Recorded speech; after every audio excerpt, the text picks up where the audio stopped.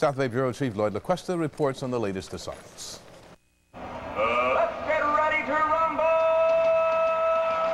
The video game industry is trying to avoid a knockout punch from a powerful opponent, the federal government.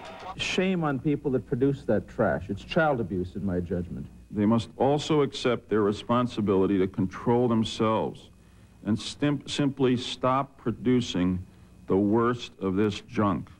At Senate hearings in Washington today, video game makers were warned, regulate yourself and restrict violent video games, or the government will do it for you.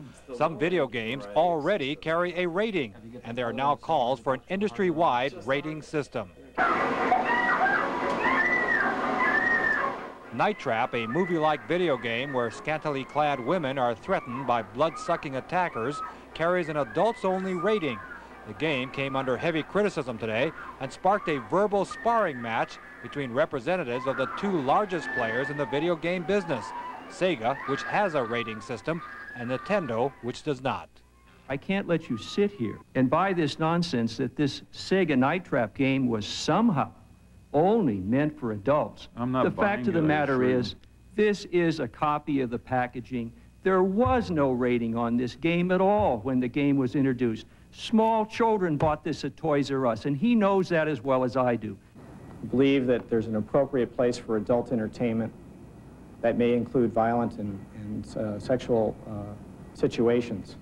The answer lies in providing information in the form of a rating policy. Night Trap was created by a company called Digital Pictures of Palo Alto. It is probably the first company to incorporate a movie with real people in a video game. What you see is a game where you're going in. There's a strong female character for you to identify with. You have a mission, and that mission is to protect people, both men and women. We believe that there are products that are fun for kids and products that are more fun for adults, and we're interested in providing entertainment for everyone. Digital Pictures specializes in games on compact disc, the next generation of video games where lifelike action replaces cartoon images. It's called interactive movies. Wow. Maybe somebody doesn't want me writing this story. This could be just what I've been waiting for. This could be really big. 25-year-old Ken Soohoo is the author of one of these new games.